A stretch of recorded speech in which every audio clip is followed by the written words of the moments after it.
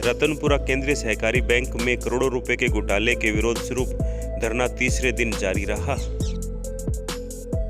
हनुमानगढ़ जिला मुख्यालय स्थित केंद्रीय सहकारी बैंक के आगे पिछले 3 दिन से किसानों ने धरना दे रखा है। धरना रतनपुरा के केंद्रीय सहकारी बैंक में करोड़ों रुपए के गबन के मामले को लेकर दिया गया है। धरना स्थल पर किसान नेता रेशम माणूका व भाजपा के जिला अध्यक्ष बलवीर बिश्नोई ने पहुंचकर समर्थन दिया।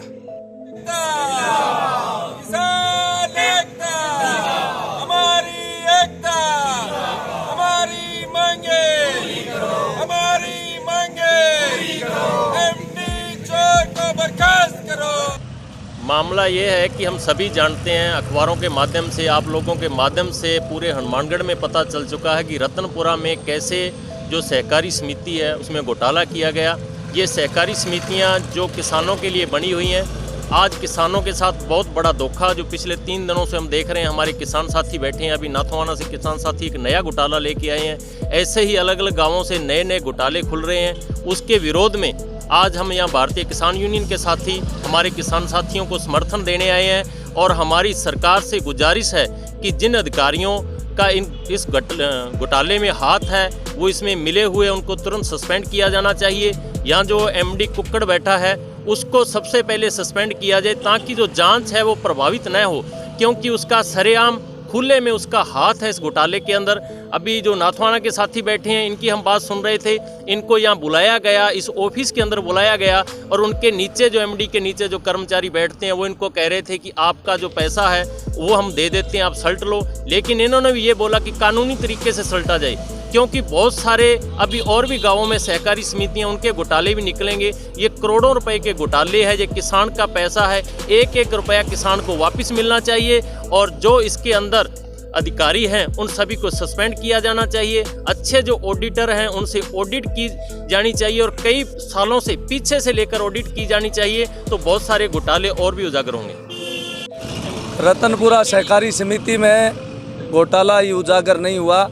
लगातार इस जिले में बैंक प्रबंधन की लापरवाही या भ्रष्टाचार में लिप्त होने के कारण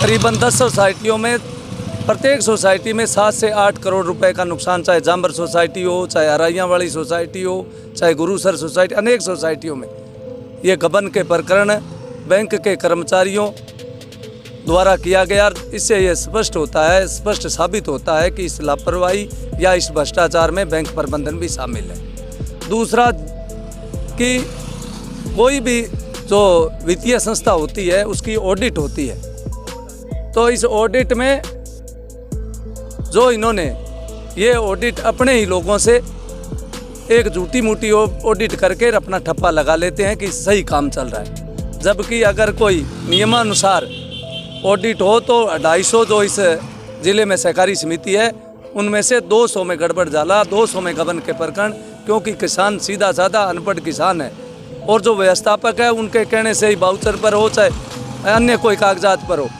वो दस्तखत करा लेते हैं और इसी वजह से ऑडिट सही नहीं होने की वजह से।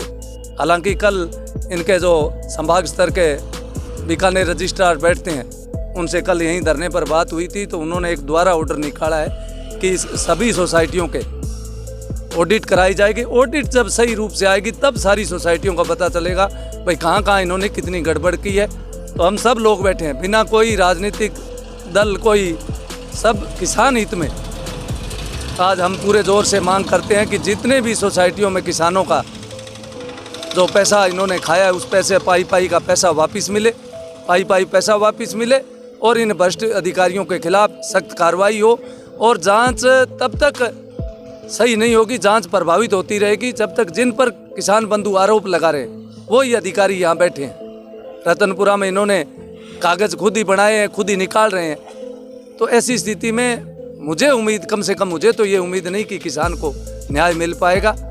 तो ये धरना लगातार जारी रहेगा और भी जो बंधु बैठे हैं निर्णय करेंगे, उसमें सभी लोग मिलकर इन बैंक प्रबंधन का भी विरोध करेंगे और सरकार को चेताने का भी काम करेंगे। आप देख रहे हैं Hindi news channel public plus Rajasthan. यदि आपने हमारे चैनल को अभी तक सब्सक्राइब नहीं किया है तो सब्सक्राइब करें और पेज को फॉलो जरूर करें। अपने क्षेत्र की ताज़ा व सटीक खबरों को देखने के लिए हमेशा जुड़े रहे पब्लिक प्लस राजस्थान।